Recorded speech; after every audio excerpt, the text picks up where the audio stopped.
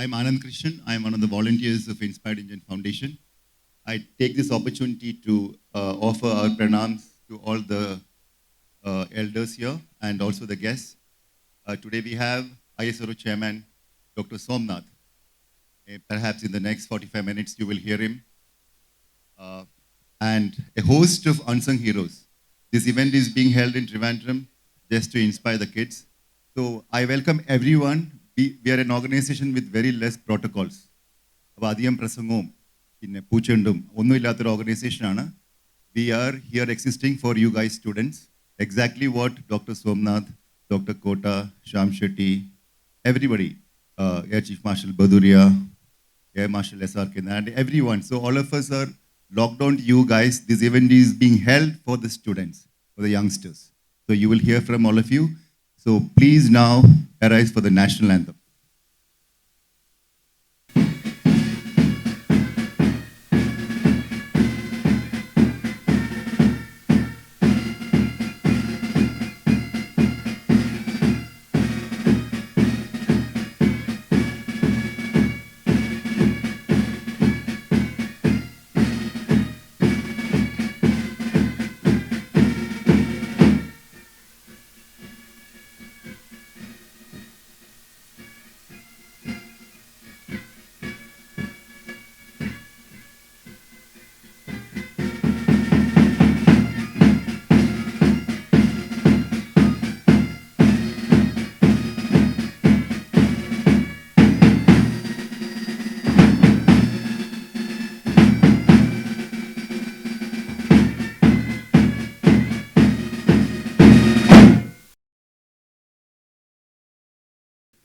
Hello, good morning all of you.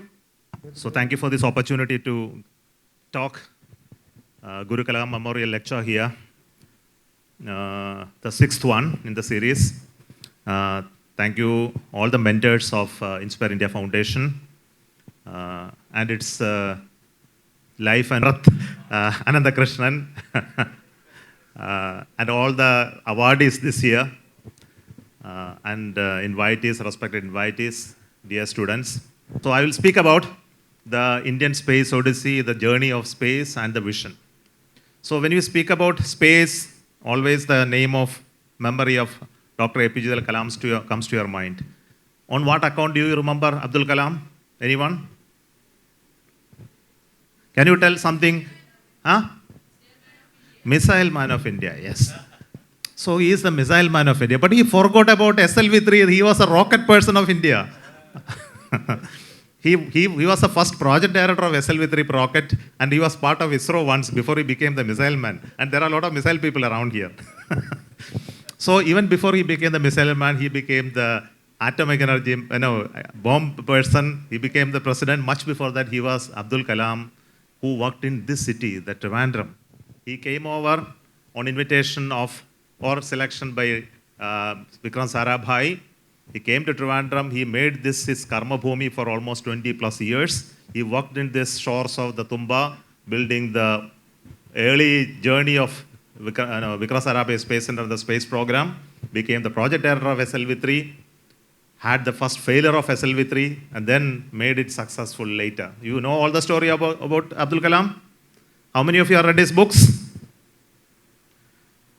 Lot of them or not? None of you? Okay.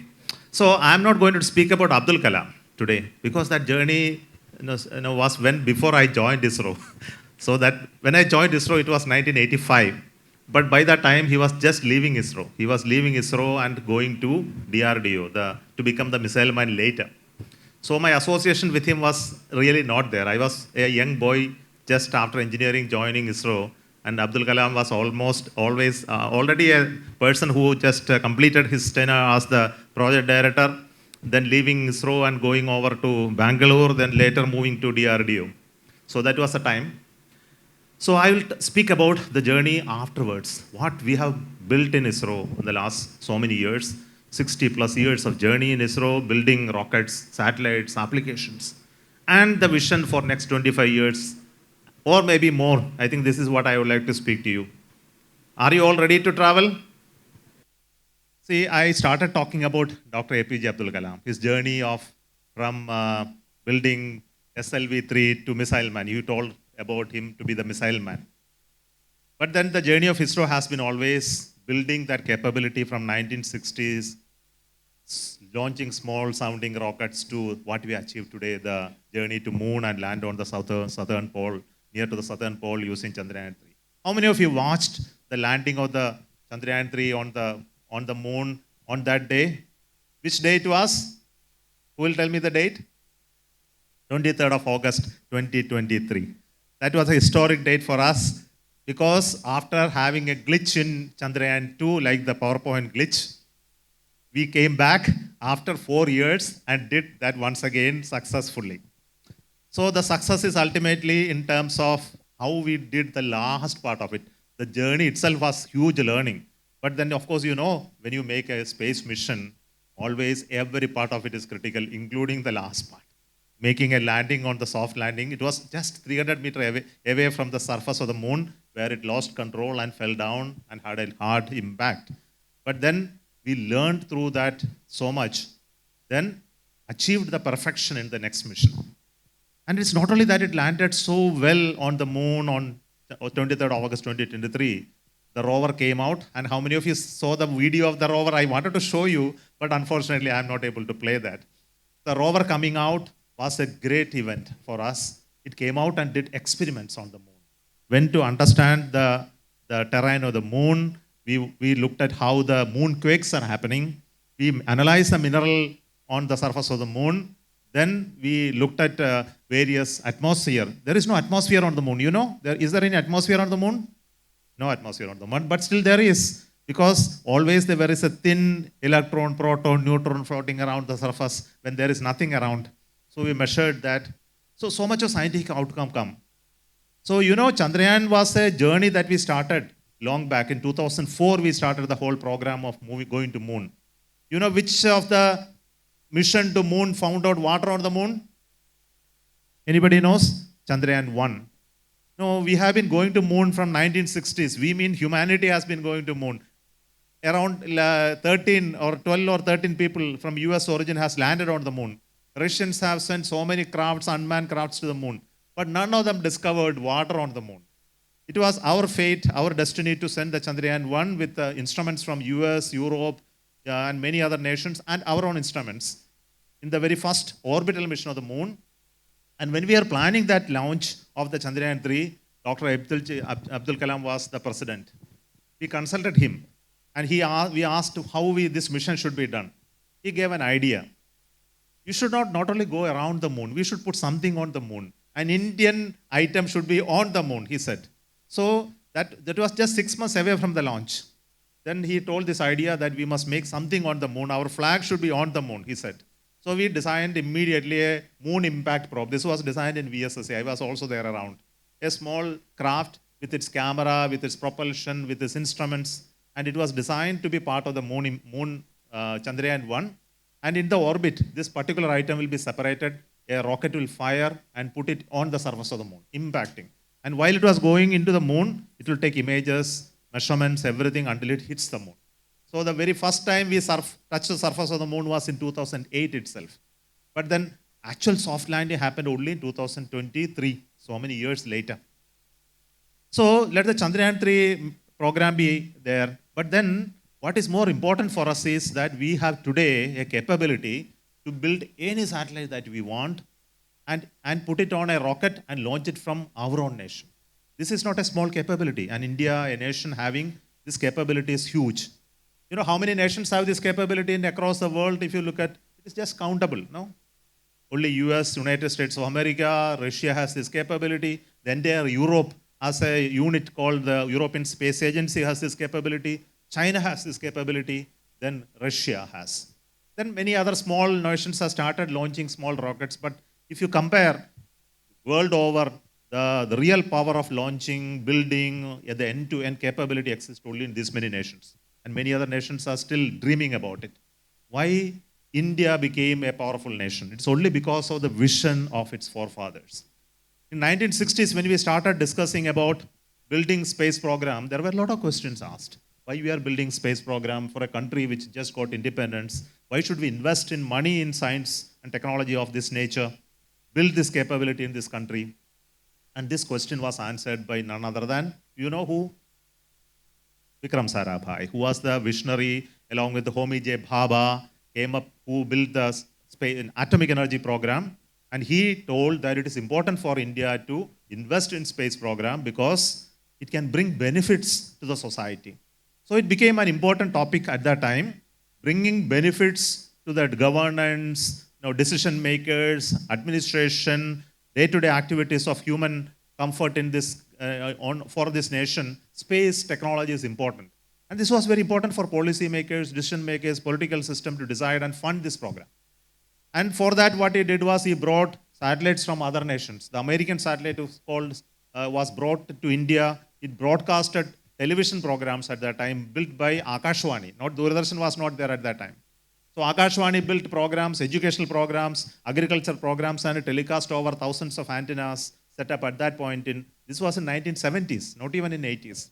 Even before television came to India, television was set up. Almost 1,000 terminals were set up to showcase it is possible for television programs to be broadcasted using satellite. That is called SITE program, Satellite Instructional Television Experiment Program. So this gave confidence for investing in space more and more, and we started the SLV-3 program that all of you know. When I joined, it was PSLV program, the Polar Satellite Launch Vehicle program. In fact, I was recruited for that program when PSLV program was running in Trivandrum.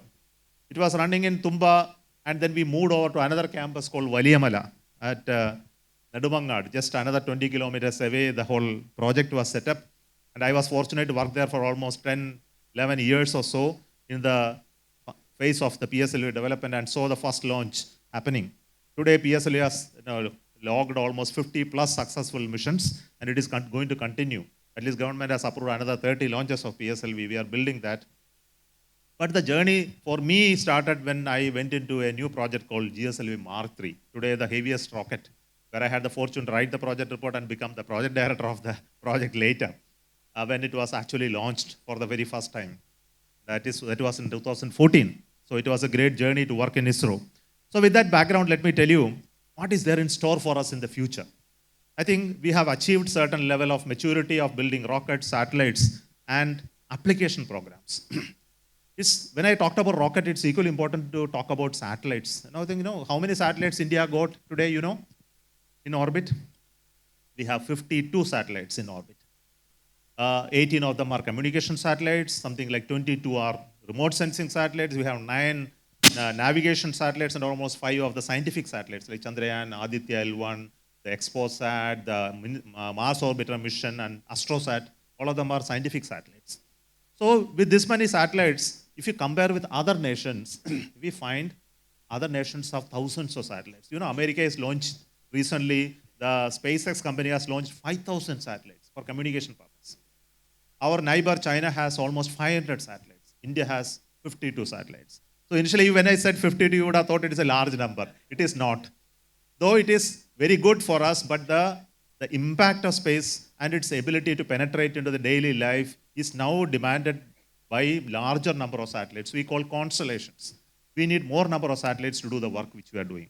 So what are the work which we are doing with using space? We do communication.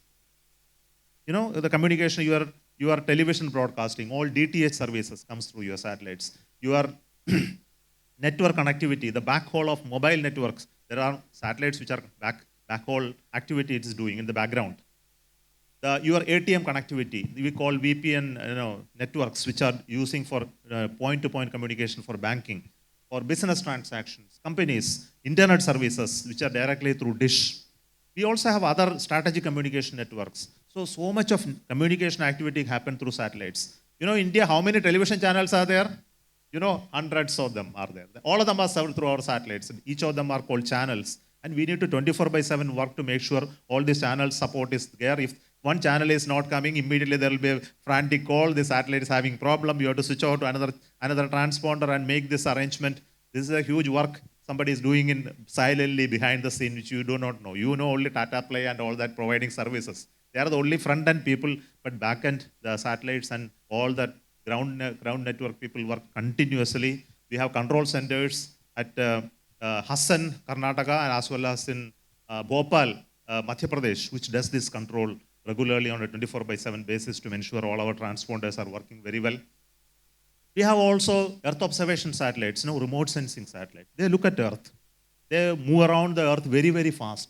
Every satellite goes in about 90 to 100 minutes of time. One orbit of around Earth is completed. So every satellite is able to see day and night. How many times in a day? You can count. 100 minutes, one rotation. So it will see day and night in one rotation. So it gives day and night continuously. But while it is moving around, it takes photographs of Earth. But it is not at one location. It moves around the Earth and the entire globe it goes around. But these images are captured using our ground stations. It comes to a center called Hyderabad National Remote Sensing Center. We process it and put it in our user community through various and there is no human involved. Everything happens automatically. The satellite is programmed to take photographs at this location, and the photographs automatically get downloaded to the next ground station. It comes down, the computer process, it's put up in our user circuit. So it's a huge service, and we have almost 9 satellites serving our defense forces. 9 is just small number. I'll tell you why we need more. And we have many other civilian satellites also serving these sectors, looking at earth, looking at water, looking at forest, looking at forest fire, agriculture, and many, many climate and weather, cyclone monitoring, all the oceans, our coastlines, and drought, and so many things. It continuously monitor and give information. So this is one type of work. Another work is called navigation. How many of you use GPS? Your mobile phones all have GPS, no? When you use your Google for any travel purpose, there is unknowingly there is a GPS. But then there is an equivalent thing India has got called Navic. But many of you don't use it because you don't know where it is there and how to use it, whether it is in your mobile phones. These issues are not known to you. So because of that, there is a lack of penetration of it into our system. It is because of a technical reason also, because GPS started long back and they have something called a frequency. The frequency of the GPS is called L1 and L2 band. This is a little bit of technical things. I should not take only information, I should also give some little bit of technical things. So the signal that comes from GPS is in 2 bands called L1 and L2 band, and your mobile phones can receive this signal even today. But unfortunately, our Navic doesn't have L1 and L2 band because it was denied to us. It was never given to us because globally there are frequencies are coordinated. So we did our Navic in L5 and S band. So because of that, the chipsets which are there in the mobile phones don't have that capability to receive it unless a manufacturer puts a special chip inside. So no, we have been talking to so many mobile manufacturers, you put it, but nobody is willing to put because it costs money for them to put it inside the mobile phones. But at least 30, 40 mobile phones, mostly Chinese have all of them because Chinese are very brilliant. They put whatever we have in their mobile phone. So this is a brilliant thing. So all Chinese mobile phones got Navic capability, but Indian mobile phones and American, European mobile phones don't have. So what we are going to do is future we are going to build all the Navic with L1 and L2. Now we got coordination, we got approval because of the clearance from global frequency coordinators. And our future navigation, another 2 years, all your mobile phones will have Navic capability. And the last one, of course, is the scientific missions. So this is a continuous activity for us. But what is in future for us is really interesting. I don't know how many of you heard about the space sector reforms. The space program of India was always done by one agency. Which is that agency? ISRO, Indian Space Research Organization. But in the future, it will no longer be done by ISRO alone. We want private companies to come and work in space. This is a big change. We want private companies to come and work to develop rockets. We want private companies to come and develop satellites. We want them to host applications and create business out of it. And that's why you young people are very important. For those who are interested to work in space, you don't have to necessarily join ISRO. ISRO is a government organization. We are doing research and development. And we have another agency called InSpace, the International Space Authorization and Promotion Center. This will help all private companies to come and work in space sector. There is another entity called New Space India Limited, which is a public sector undertaking which will do business of space. So we have created new entities after the space sector reforms, how to help private companies to come in space sector and how to help startups to come in space sector. And this is a major change that has happened. So today in India, we have 250 space startups, which was only much lesser in the many years back because nobody was interested to work in space because space is a very difficult thing. Everybody thinks space sector is very difficult. You put a lot of money, you will not get any result immediately. So it was such a feeling. Today, I can see you and you go to any university of high learning, you will find somebody working in space sector, some technology, some development. So today we have almost 250 plus companies. Small companies like you people, young people, just got out of college, they have an idea, they incubate today, there is funding available, money available, not much of money, maybe one few lakhs, sometimes few crores. I'll tell you a story about two companies. Those two were started by people who worked with me in ISRO. Both of them worked with me in ISRO. One fellow is from Indian Institute of Space Science and Technology in Trivandrum, he studied, a person from Calcutta. After 9 years of work in ISRO, he resigned and started a company called Satsure in Bangalore. Today, the company is valued at 500 crore plus. He started doing business in using satellite data to support banking sector today. And banks can use this data to understand how to give lending for agriculture. And this gives an immediate solution to banks to understand what is the health of that agricultural land and how much is the investment, whether you have the loan will take, will return. And entire analytics will give using satellite data. And this company is now grown big. It has branches across the world. Today, the company is starting to build from another company to build satellites for themselves. They started building their first satellite is getting ready. It's a new company started by one of our employee of ISRO. Another company called Skyroot, possibly, I don't know, some of you would have heard about this company, Skyroot. Pavan is also worked with, he was my colleague. He worked with me in GSLE Marshal project for about 6 years. He learned the trick how ISRO works. He got out and started a company called Skyroot to build the rockets. And this is the first rocket company of India in private. And this company has done already a small rocket launch from Satish Dhawan Space Center, and he is building the first private solid rocket-based rocket of India. And we are helping him. His rockets, some part are built in ISRO, some parts are built in private, but the entire company is now funded. I think he has got almost 150 crore funding from private investors to build this rocket. It's a huge thing to happen. So there are similarly a lot of companies invested creating satellites. Today in India, there are private satellite manufacturing 5 companies. They have built up their clean rooms, they are building small satellites. Some of them are, 3 of them have already launched their satellite using other rockets and Indian rockets. And a lot of them are getting into applications. So it's a huge change that we are seeing. So this is one important thing which I want to tell you, young people who are interested to work in space today, there is an opportunity to work in space. And if you are interested to develop some technology, we are ready to help them. Today, ISRO gives help to these private companies to come and work inside ISRO.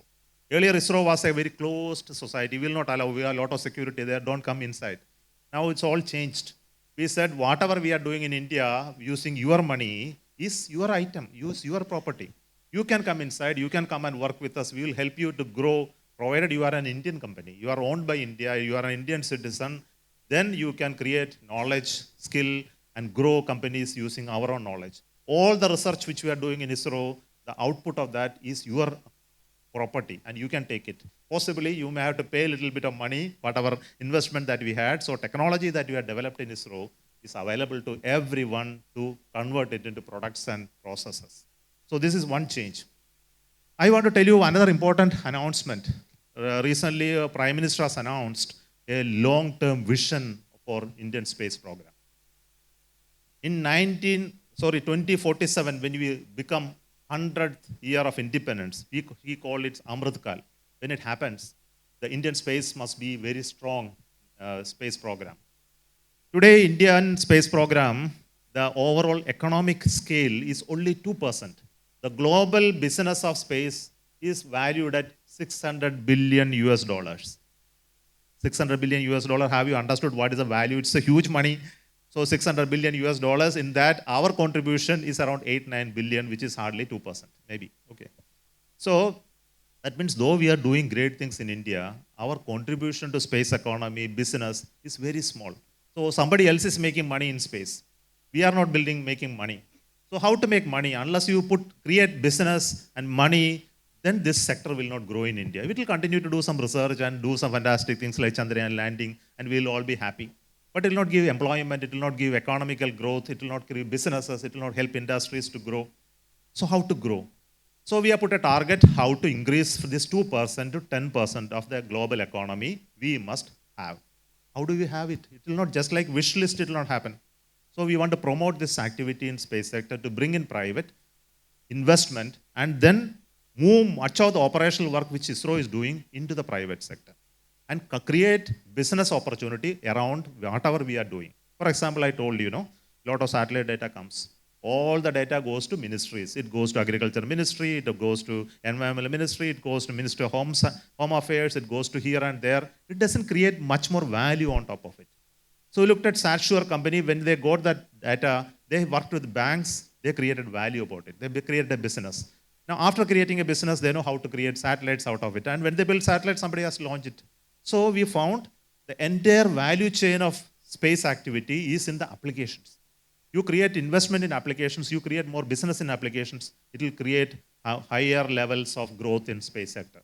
So this is a trick. So we are trying to help more applications to come. It could be in IoT, it could be in navigation, PNT services, and many sectors, so that upstream activity will grow over a period of time.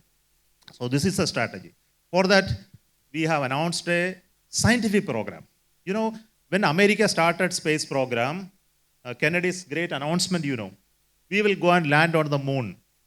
And what America achieved by sending people on the moon in 1960s, they sent some people on the moon. After that, they closed down the program. But by that simple act of decision to send human on the moon, America became a technologically grown country. Because of that, institutions were created in America. Over the years, universities became stronger, research institutions became stronger, product development capability became stronger.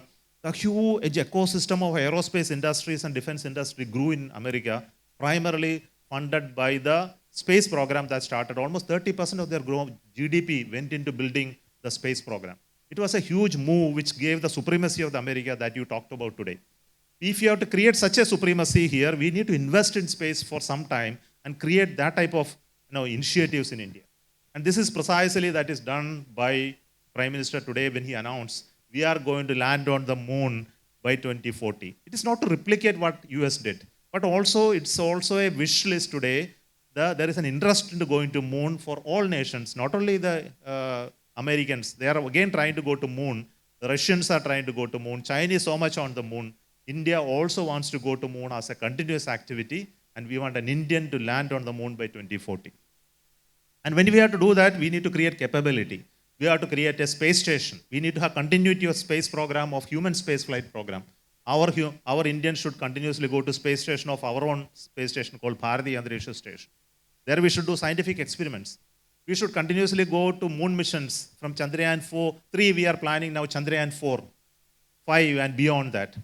And all this will happen as a great announcement has come. It will cost you a lot of money. We found that money required to do this much a program could be as much as 2 lakh crores. In the next 10, 20 years of time, we need to spend that much of money in space program. Then we will be able to achieve landing on the moon by 2040. But this is a decision that is made. We are going to invest this much of money in next 20 years in space program by government. And unless you do this investment, the goal of creating 10% global economy will never be achieved. This is one understanding now policymakers have. And this has been initial part of the approval of almost 30,000 crore money has now been already given by government to do this. So this is a huge opportunity for us. Initially I told, we have only 50 satellites, and these 50 satellites are already additional 50 satellites also has been approved by government. To recently now next 5 years, we are going to have now more than 50 satellites, maybe 50 to 70 satellites have already been approved. We are going to launch them. Not only that, we are going to launch and it's not going to be made by Indian Space Research Organization, but much of it will be made by private companies in India. And ISRO is going to buy and launch them and use it for our own applications, using private, and many of the data that will come out of it will go to businesses, it will go to creating more added value. And this is also another interesting decision that has been taken. We are going to source space products from private companies to use in space program so that we can increase the numbers very, very fast. So this change is really a very interesting change. I think all of you should read and understand this change, because it is a goal that we have set for ourselves to leapfrog in space technology and in businesses of space technology in a big manner. But the most important part I want to tell you is the technology change that is happening all over. All over the world, possibly space technology is growing at a very different area. Earlier, anything space, which will be the first name that will come to your mind? When you say space, immediately NASA, no? Everybody will tell NASA, I want to go to NASA. NASA is the ultimate of space. But at least today I am happy to know that when you told, ISRO also comes to your mind, right? Okay. So this is a big change that has happened after Chandrayaan 3. Now students say that I want to go to ISRO and see, not to go to NASA and see. But this is an important element of the narratives, important element of the confidence that we have on ourselves. The first and important part that we must have confidence that we can make complex systems in India. You know, rockets today, what we are building, 90% of the rocket is built based on technology and knowledge and materials, everything sourced from India. But still we have almost 10% of it coming from outside. You know what it is? It is electronics. The electronics items that are going into the rockets still comes from the chips, the memories, some high-end devices, all come from Europe and America and other sources, which is still a problem. Some specific materials like carbon composites still comes from outside. But rest of it, all that is done in India, the entire manufacturing, design, everything is possible. And when you talk about satellite, 60% of the satellite only can be done in India. 40% of the satellite items come from outside. And that is also electronics. So today you understand electronics is the bottleneck for all of us to progress in high technology. Unless we invest in electronics and create our own capability in the next 10 years or so, anybody can choke us in terms of high-end development. If you want to build space station, if you want to go to moon, somebody decided, I am not going to give you this, that's end of it. So will you allow that? We will not allow. I think we have to find our own solutions. So we have to create our own capability to design and develop electronics. Today, India, if you look at Indian scientists, are the backbone of many of the electronic development all across the globe. If you look at in any electronics industry, you will find Indians are the brain, many of them are the brains behind many of the chips and advanced processors which are getting developed. Unfortunately, they are all manufactured only by very select companies. It's not done by Indian companies. So how to bring that knowledge to India? This is one important issue that we are facing in the coming days. Second issue that we have to have is the markets. If you look at the space sector, you will see who is actually controlling the entire space sector. Suppose we have a rocket here. Who will come and launch our satellites? Will the world over will come and launch our satellites here in India? If you give it at very low cost, substantially lower cost, then people will come. But if your costs are higher, nobody will come. So one of the important steps that we need to take is our launch cost of putting satellites in orbit should come down over a period of time. It is like airline tickets, no? When the airline tickets came down, then people started traveling in aircrafts. No, the attempt of any airline business operator is to bring down the cost, bring more people to airline, attract them and keep them, then so that the whole business grow. It is same like in rockets. If you are able to bring the cost of the rockets substantially lower, then business will come to India. And no, all our Indian designs are actually very low cost. When Chandrayaan 3 was launched, people were surprised to see. Many people ask me whenever I go to meet foreign scientists from other space agencies, ask, how did you do this Chandrayaan 3 at this cost? After 450 crores rupees, how you went to moon and landed a craft on the moon? It is impossible, they say. If you look at one of the satellite which we are building called NISR, NASA ISRO Synthetic Aperture Radar Satellite. Last week I saw the satellite in Bangalore Satellite Center. NASA people are building half of it. Indian scientists are building half of it. We are putting together a satellite, and this is done by Jet Propulsion Laboratory of USA. The scientists are here working with us. And this satellite will image entire Earth in 15 days in 2 bands of radar, L and S band. And this will image high-resolution images of Earth with the 1,400 kilometers of swath in one go. It will measure that much. And this will give you so much information about tectonic movements, the water, the stressing, the drought, the ice and salinity, and so many information. And this satellite cost, our investment is 600 crores. American investment is 10 times of that. The same part of the work. When I knew about it, I was shocked to see the money that they spent to build is actually very high, and we are able to do the similar work at much lesser cost. This is because of the frugality of the way we work and the ingenuity that we work, not because the cost of the materials are similar. The chips cost you everywhere, and US will cost same, India also will cost the same. But we know how to do it at very low cost. This is the beauty of Indian mind. And it is important that we make use of it and create capability to have low-cost rockets and low-cost satellites in India so that we'll be able to bring markets. Equally important is, it's not just the markets that you have to bring. We also have to have a correct geopolitical situation for people to come and work. and take this capability. The business will grow only if you have stability. Business will grow when you have political alignment. Because many people will not go to launch China because there is an issue of stability. The launch just from Russia is also stopped because of geopolitical situations. Just by having capability alone, it will not happen. We need to have a right placement of our country in the right place to have growth in science and technology. This is also important. It's a different issue. It's not a technology issue. But both together will be able to grow our space technology and capability in big way. But I can tell you people that space is only an example that we have done in the past. And space is very complex because of the simple nature. I was thinking that landing a craft on the moon is an easy thing or is a difficult thing? What do you think? It is extremely difficult because it is happening autonomously. There is no human intervention possible. We plan everything a priori. We think that this is the way to land there, and entire programming is done, logic is built in, and entire logic is getting executed when it is doing at various stages. And it lands perfectly. And if it doesn't land properly, of course, something has gone wrong in our thinking, in our planning, in our contingency thinking, everything. But the whole problem of space is that we never get a chance to test it in the real conditions before it is actually done. This is the biggest problem. When you design a car, for example, you can build a car, you can drive at slow speed, and if it finds some problem, park near the roadside, repair it, again start and go away. There is no issue. Because there are complexities in a car as much as this. Even in an aircraft also, we can first ground roll, then take off little speed, then come back and land, and then again take off. As Bhadauria sir was telling, they would have 500 or sorties before it actually flew. But rocket, the problem is, you build it, and you are launching for the first time, and that is the first test in full way, and that is the last test also in the full way, whether it will be succeed or it will fail. And it is true for any missions to interplanetary mission. You send a mission to Mars or a Venus or Chandrayaan or a human space flight. All tests are done not in real situations at all. They are done in a simulated situations or sub situations. The issue when you send something to moon is that the gravity is different, 1/6. And gravity in moon is also funny. It's not like Earth.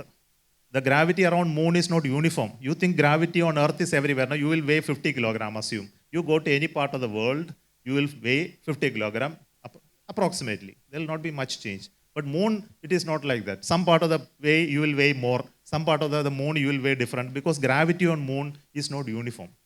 If a satellite moving in moon is not even able to move in circle, it will move like this in moon. Because Earth, the mass density of moon is funny. That moves in a the waviness, it is something like 10 to 15 kilometers. It moves up and down in an orbit itself. You think about such a complex movement, and you are making it to land perfectly. It is very difficult. And you don't have GPS on the moon to land a location. If you have to land on a location, you can use a mobile phone and land. GPS location you can land there. But on moon, if you want to land a location, you have to use camera, you have to take images, you have to understand this location is correct. You need to have a logic inside to understand image-based analysis. And images have to be preloaded to understand this location is correct, the boulders are correct, and you have to make movements and make a land perfectly. And all this logic has to be done. And finally, another problem, moon doesn't have even air. When air is there, it is easy to land. You can use air to control. When nothing is there and it is vacuum, you are dependent on only the engine thrust and functionalities. So it's actually very complex. Landing on the moon is really so much of software, so much of algorithm, so much of planning, so much of sensors. And you use complex sensors. You measure its on positions, you use cameras, you use lidars, you use laser reflectometry, and many other sensors. All of them we developed within India, using our own knowledge, our own skill. So when you can do such fantastic, complex missions, why can't you do similar thing in many, many other areas? This is the one question we should ask. Yesterday we talked about LCA's growth. LCA is a fantastic development in the last. So many leaders of them are here. Kota sir is there, ma'am is there. And the one which tested, our Bhadauria sir is there, who tested and qualified. All of them are here. For us, similar repeat of many things are to be done in India in high technology areas. For example, you look at artificial intelligence and robotics. This area is a huge area for India to grow. With a capability in IT sector, which is well known, IT sector is a huge area in India. Software, Services, it's really grow. If you really look at software development, India is very weak in terms of core softwares. We are not doing much work. Most of the software, high-end softwares are actually built in Western countries and we are buying and using. You look at graphics, analytics, analysis, thermal, or even medical softwares. Most of them are built there and coming here. Why can't we start core software development? That will become a strength of us. Similarly, there is manufacturing. Slowly, the sector is growing in India, but manufacturing is still a weak sector. We need to build capability. I wanted to build rockets in large numbers. Today, SpaceX is launching every week one rocket. Every day, every year, he launches hundreds of launches. There is a demand for me to launch GSLV Mark 10 launches per year. But I have been going around this country to build facilities for building it. It is simply impossible for me because the manufacturing ecosystem to build 10 rockets don't exist in India today unless we invest, and no one is willing to invest. Look at this problem. So unless we create a manufacturing capability base which is self-sustaining in this country, we will face huge challenges in the future. And there are other areas, electronics I mentioned, I mentioned. Another area is, interesting area is medical. So medicines and drugs, India needs huge. We have 140 crore people and we will become 165 crore people maybe in another 10, 15 years and will likely to stabilize at that time. That is the people say. And for so much of people are there in this country, we need two important things. One is food and second is healthcare. And if you are not able to provide these two at affordable cost, India will not be a prosperous nation. And if that has to happen, two important areas we need to focus. One is agriculture, and with the technology intervention, agriculture should become sustainable.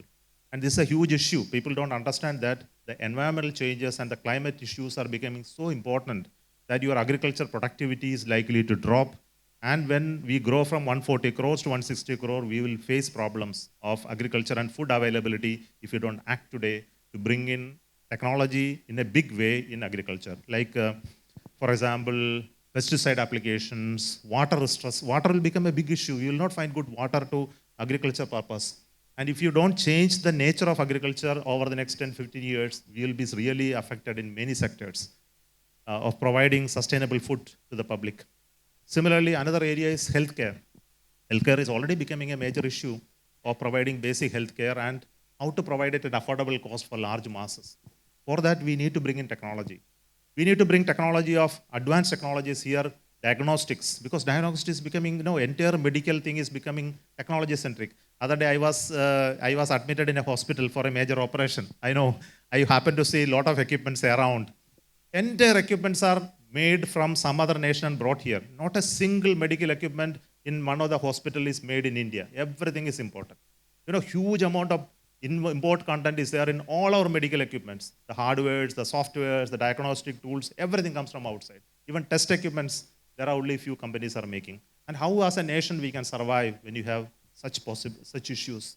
So one of the important things is we should have capability to design, develop, and build medical equipments and supply to entire country and to become a source of this development. It is possible.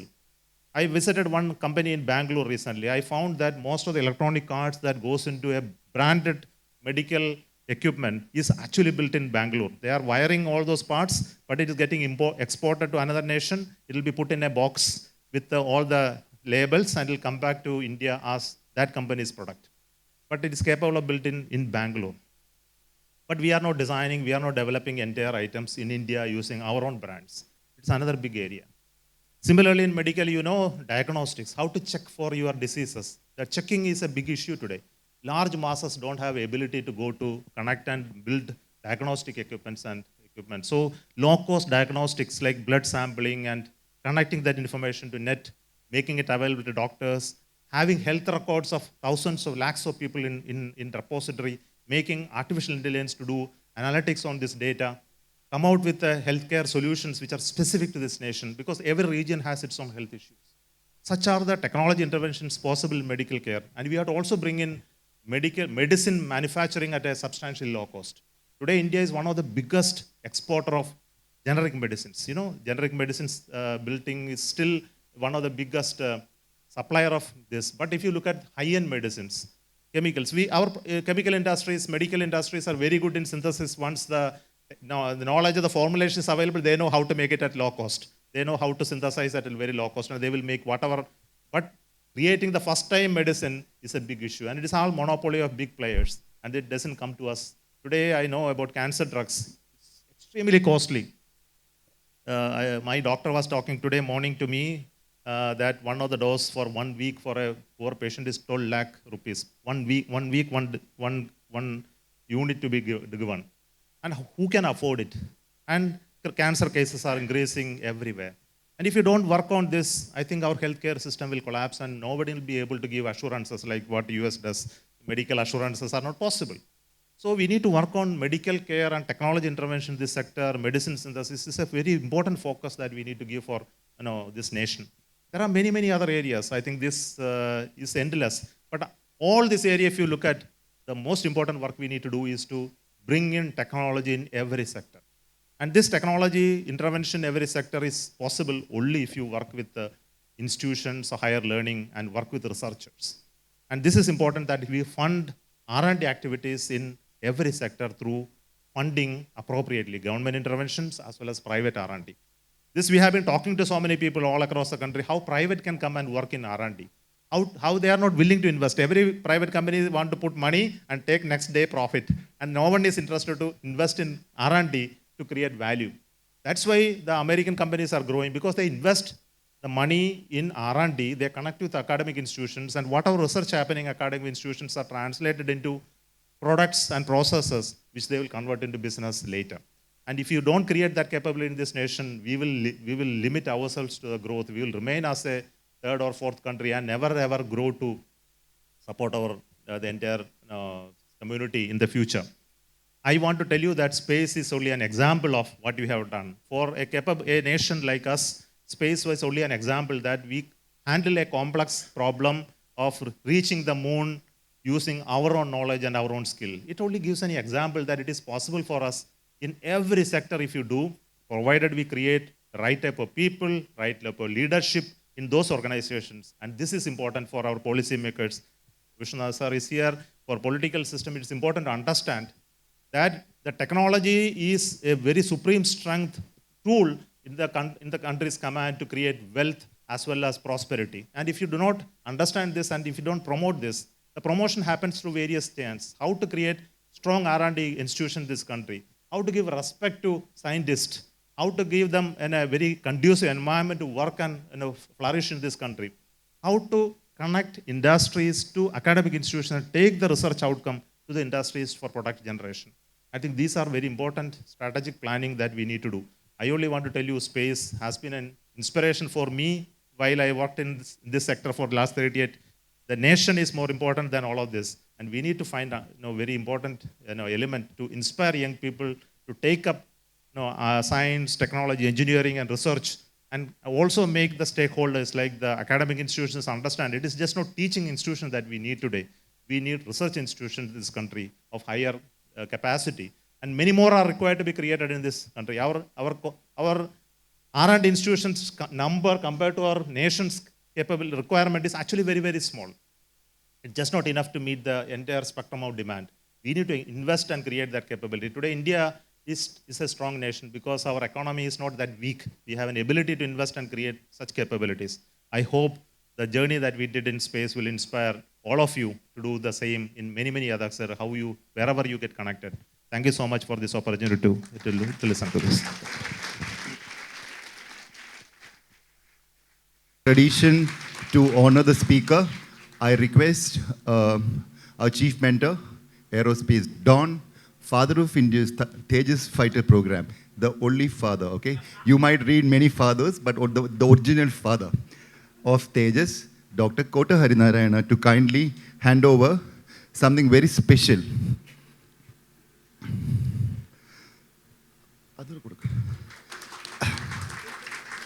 And I also will now call upon Sri Satyanarayana ji. Please come. We have a very special, the Christmas has arrived early, sir, this time for you. A lot of gifts. And this is an amazing gentleman, the chief priest of Janada Swami Temple in Varkala. He is from the Akari Desa Samukha of the Padmanabh Swami Temple, a very well-learned man. And he will now hand over another memento, perhaps representing the people of Trivandrum. And Here we go. One more for Dr. Somanath.